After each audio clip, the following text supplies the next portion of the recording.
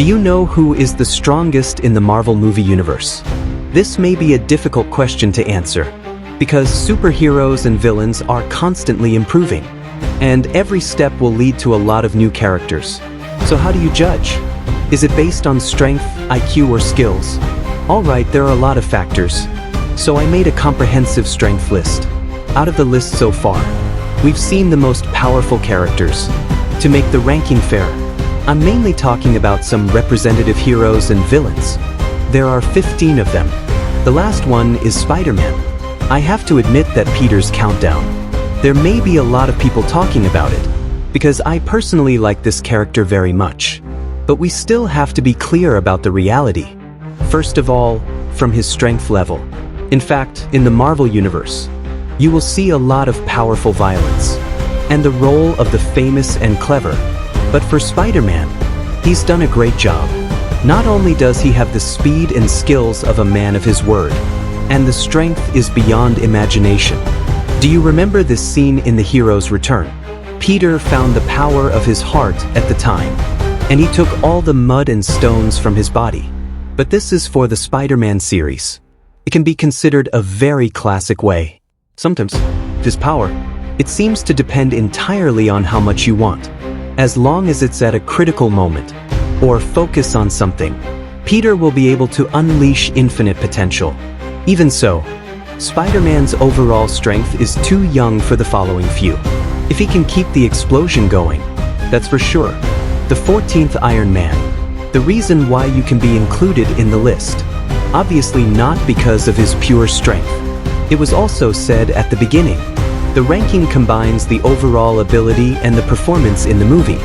Although you are an ordinary person, but it can be compared to a god in the area of mortals. It's all about brain power and knowledge. He could be said to be the whole universe. One of the smartest people in the universe.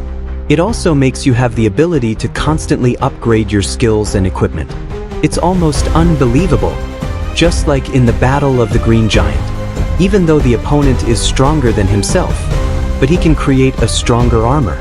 I think if you can still lose in the movie, that's going to be a higher ranking, because as time goes by, he's going to invent something even more ridiculous.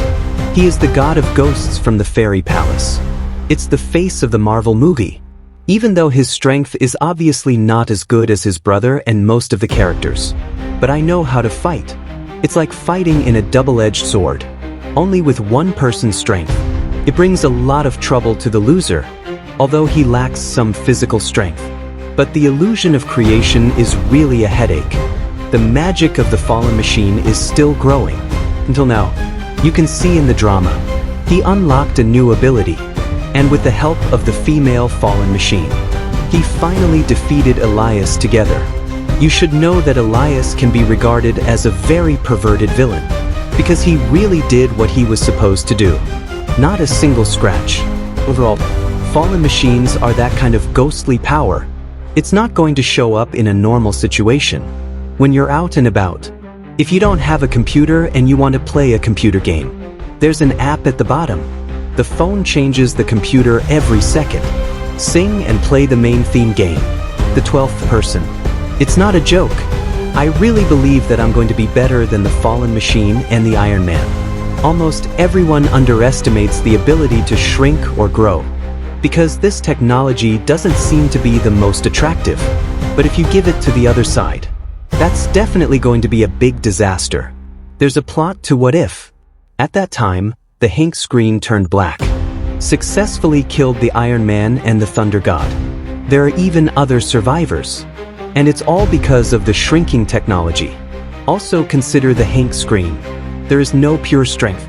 If the technology is given to an assassin like a soldier, the consequences are unimaginable, and the screen particles are still key to the quantum field.